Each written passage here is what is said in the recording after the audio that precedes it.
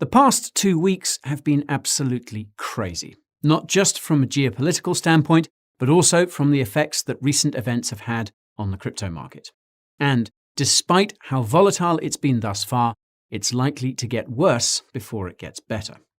How this will impact crypto depends on what transpires in Ukraine. Today, I'm going to dive deep into the topic of conflict and crypto and give you my predictions of where we could be heading. Don't go anywhere.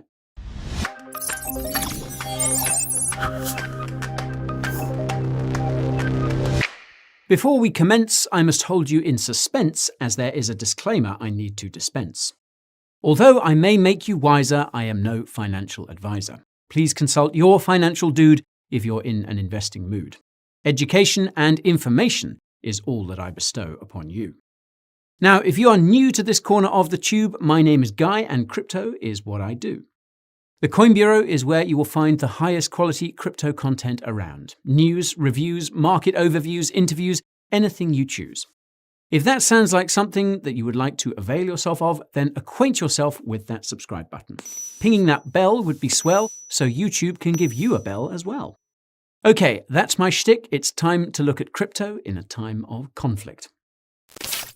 Unless you've been living under a rock over the past 3 weeks, you'll know that Russia has invaded Ukraine. In the early hours of the 24th of February, the worst appeared to be happening as rockets were launched at many major Ukrainian cities and Russian tanks started rolling. It was a tragedy that many had been hoping would not occur. But it was happening, and it was having massive repercussions for global financial markets. Given that cryptocurrency was one of the few assets tradable at the time of the invasion, we managed to get a glimpse of just how a massive geopolitical shock would impact the markets. Quite unsurprisingly, crypto fell like a stone. The entire crypto market cap was down by almost 10% as traders were dumping their holdings in the illiquid hours. Of course, when the traditional financial markets opened the next day, they too were caught up in the collapse. This left many people questioning whether cryptocurrencies like Bitcoin really were a safe haven asset. I mean, wasn't this the ultimate test for the currency? Nothing is more destabilizing than a war, and crypto fell almost 4 times more than stocks. Well, there could have been a few reasons for this. Firstly, as we've seen over the past 2 years, Bitcoin has behaved a great deal more like a risk-on asset that investors place in their more risky buckets. Those factors that tend to drive equity markets have also moved the crypto markets, and sometimes to a greater degree. The correlation has been trending up over the past 2 years. So, market uncertainty drives risk assets lower. And not only that, but you have to consider the fact that a great deal of the trading that takes place in Bitcoin these days is algorithmic. It reacts to market data, and these automated trading firms will buy or sell Bitcoin based on key data, trends, or other stats. Algorithms do not make a decision based on the fundamental value of Bitcoin or crypto. They merely trade based on dynamic and complex mathematical algorithms. War equals uncertainty. Uncertainty equals equity sell-off. Equity sell-offs generally impact on the crypto markets. Sell Bitcoin. Now, sometimes these algorithms take into account the beta of crypto to stocks. Without getting too technical, beta is a measure of how much an individual asset is likely to move based on the moves of the underlying market. It's basically a measure of the sensitivity of a particular asset to the broader market. I'll leave a link to this page in the description for you. Anywho, Bitcoin has a higher beta than most other asset classes, and when equity prices move by a certain percentage, crypto is likely to move many magnitudes more. When Russia invaded Ukraine, equity futures tanked, and these trading algorithms perhaps picked up on that and sold crypto in anticipation. On top of these algorithms, you also have to consider generally weak-handed investors who sold because they worried crypto was going to fall further. This, of course, helped feed the fall further, especially at times when the market was more illiquid. And finally, you also have to consider the impact that leveraged liquidations have on the market. As we've seen so many times over the past few years, cascading liquidations tend to exacerbate moves in the crypto markets. So this is my take on what caused the fall in crypto. But that doesn't mean that it's not a safe haven asset. That's because, based on these fundamental value propositions, Crypto is an asset class like none other, something that was clearly demonstrated in the days after the invasion. Those who were suffering the most from the invasion were no doubt the Ukrainian people. Not only did they have to contend with falling rockets, but they also had to deal with a financial system that was collapsing around them. The day after the strikes began, the bank runs started. People rushed to ATMs to withdraw any cash they needed to survive, even though such efforts were largely futile. That's because the Ukrainian central bank suspended the country's currency market and placed a limit on withdrawals from ATMs. People could only withdraw about 100,000 hryvnia a day as the exchange rate with the US dollar was reaching the lowest levels on record. What this so clearly demonstrated was the inherent risks of fractional reserve banking. The reason that the central bank had to place these strictures on its citizens is because the banks didn't actually hold all the deposits that were on their books. This concept of fractional reserves is something I covered in much more detail in my video about the fiat Ponzi scheme. That's in the top right for your viewing pleasure. The point is that these people had very few options to preserve their assets in a country that was getting militarily and economically pummeled. Then there were those who decided to turn to cryptocurrency, one of the few forms of money that can be easily stored and transported in a permissionless way. Now, there are no doubt countless stories like this, but I'd like to draw your attention to this one that was published in Bitcoin magazine. It was about a refugee who had to escape Ukraine but had very little fiat in his pocket when he ended up in Poland, about $600 worth. However, he did happen to have Bitcoin. He fled Ukraine with a USB drive and a piece of paper. He was then able to take this Bitcoin to an ATM in Poland and exchange it for cash that would tide him over for the next few weeks. An incredible example of a use for cryptocurrency in times of war and mass evacuation, and perhaps one of many. It's not just citizens who are using cryptocurrency to save themselves either. The Ukrainian government was also using crypto to fight back against the invaders. More specifically, Ukraine asked for donations in cryptocurrency in order to provide aid and help fund the war effort. It was a monumental occasion. And in total, the country was able to raise over $50 million in various cryptocurrencies. Now, this shows two things. Firstly, how generous the crypto community is. But more importantly, that in times of war and strife, a country can actually raise funding in a quick, effective, and direct way through cryptocurrency. The end result of all this demand for both buying crypto in hryvnia from those protecting savings and those selling crypto to convert into hryvnia to live led to some of the largest trading volume we've seen on the pair in months. This can easily be seen by the volume charts over here that were published in an Arcane research report. This is for both the Bitcoin and Tether pairs on Binance.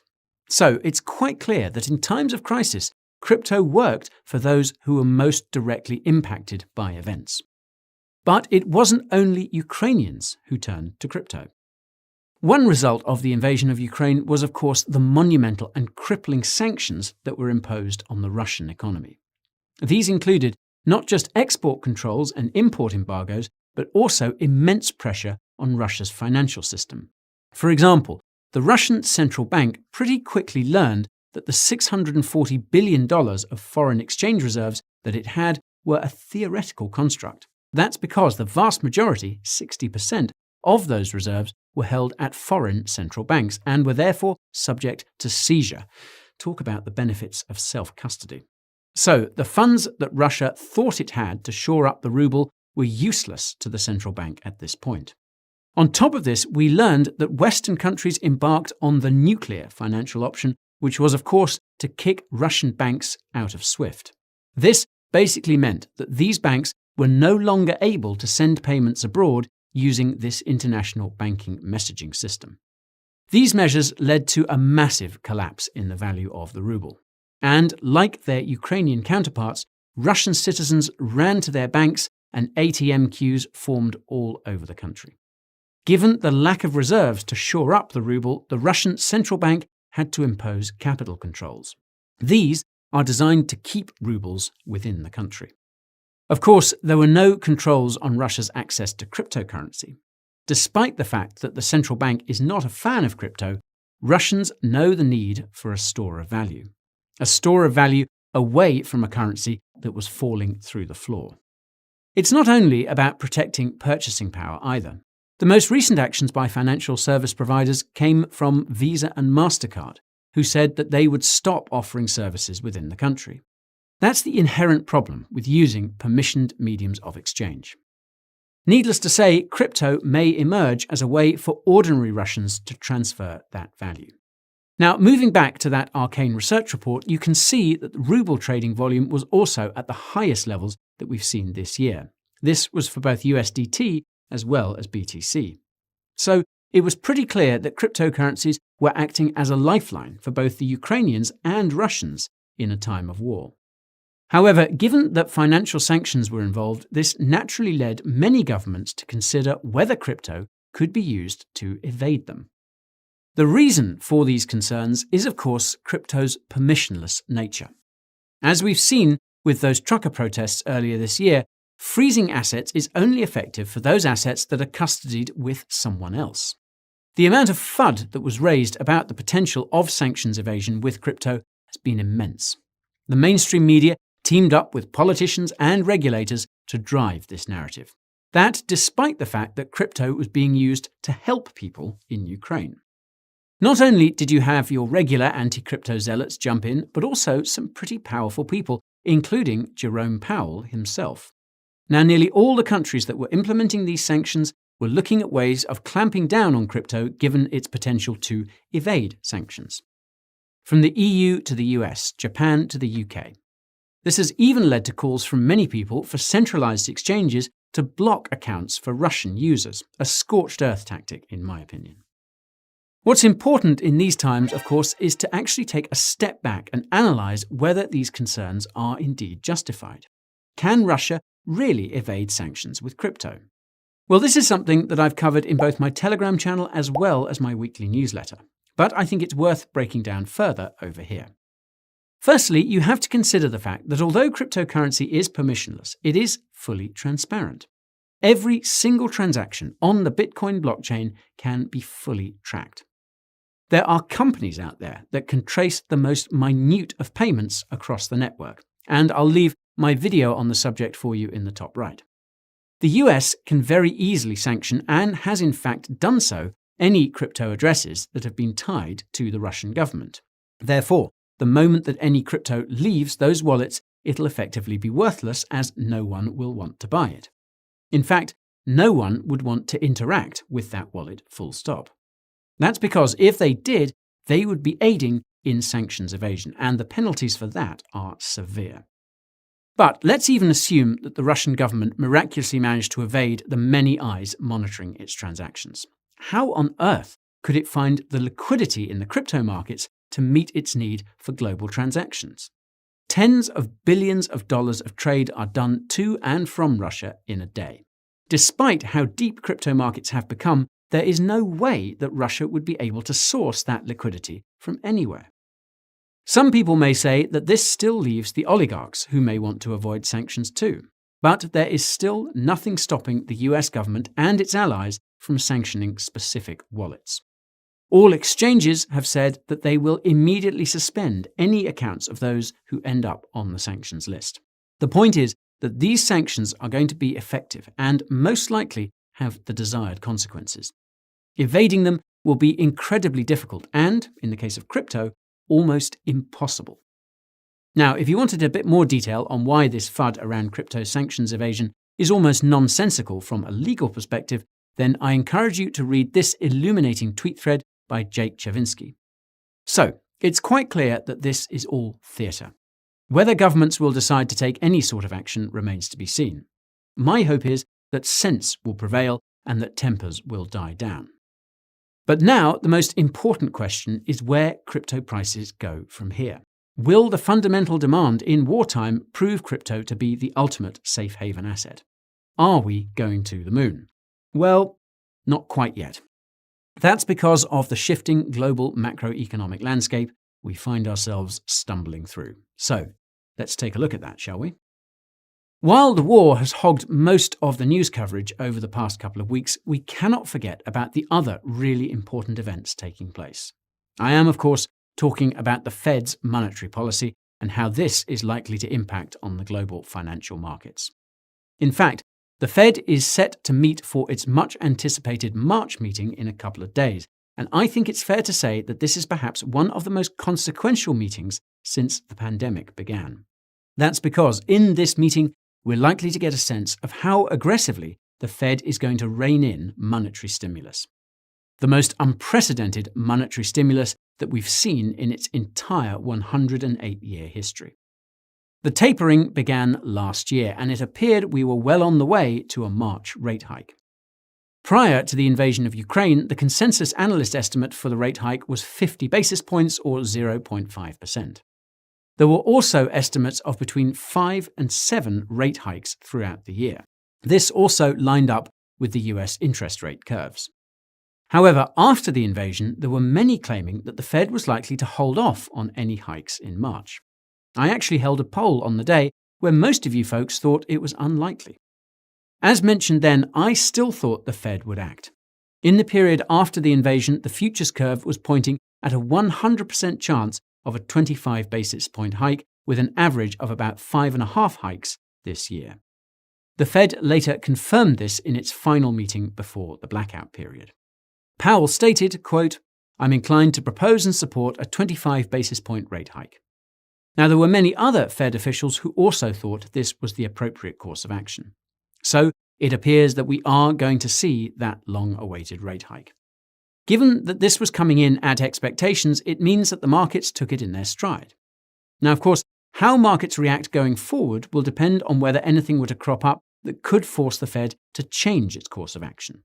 And one of the most pressing concerns for the Fed right now is not really the invasion, but inflation, a topic that has permeated all of society and has left the Fed and all the transitory talkers flat-footed. If inflation is even higher than expected, this could mean that the Fed may be forced to act more aggressively and raise interest rates faster. Higher interest rates, of course, mean a sell-off in risk-on assets, of which Bitcoin is a prime example. I explain this in much greater detail in my video about the impacts of crypto in a rates-up environment. Feel free to come back to watch that later. So, the underlying question is how the inflation picture is likely to have changed over the past month. While many people were saying that inflation rates were tapering off, there have been a number of cost-push pressures since the invasion that could impact on this. For example, oil prices have skyrocketed.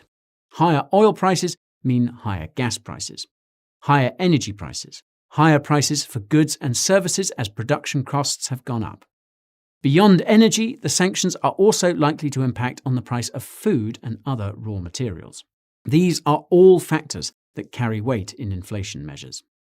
Then, of course, we have to consider those fragile supply chains. They were already pretty shaky before the invasion, with some claiming that it would take months before they could be unclogged. War, strife, and sanctions are only likely to add to these issues. Russia is being blocked off from the world, and this could have a serious impact on the global flow of goods. What this all points to is potentially higher inflation. But how much higher? If it overshoots considerably, expect some market volatility. Expect crypto to take a dip along with other financial markets. But, as was the case with the sell-off right after the invasion of Ukraine, these movements are not based on fundamentals but on sentiment. And sentiment is fleeting, while fundamentals are more sound.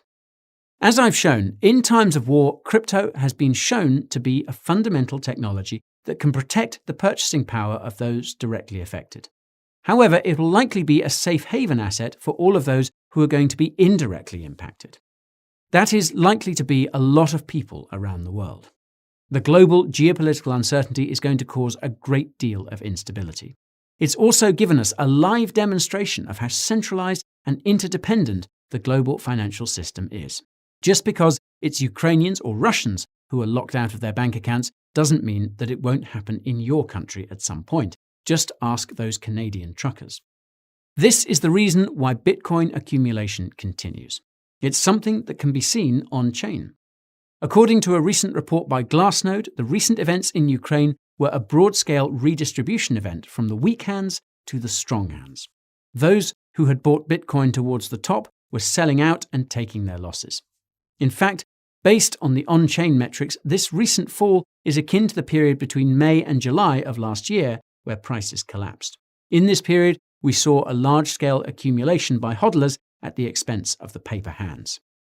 There is, of course, a lot more information to glean from this report, and I'll leave a link to it in the description so that you can come back to it later. Now, what's also interesting about this recent phase of accumulation is that relative new buyers, those who were accumulating over the past 6 months to a year, appear to have a steel resolve as well. As compared with the top buyers who were the first to capitulate, this new cohort of hodlers is holding on even though they're at a loss. This accumulation was also confirmed in data coming from CryptoQuant. This tweet by the CEO shows the UTXO age bands for Bitcoin. Those who had been holding Bitcoin for 6 months or more now make up 52% of the age range in the charts. This is way up from the cyclic high when these holders only made up 13% of the address distribution. So the point is that in the current climate, accumulation is taking place. Yes, there will always be weak hands who sell out in times of stress. These are then followed by algorithms that trade off the signals that the weak hands provide. Those who are still hodling Bitcoin and crypto appreciate its true underlying value. They appreciate that in the current circumstances of war, censorship, higher interest rates, and general uncertainty, it is the ultimate hedge. Now that's it for most of the video, folks, but I just want to wrap up with a few of my final thoughts. This war is a tragedy, and the situation is only going to get worse before it gets better.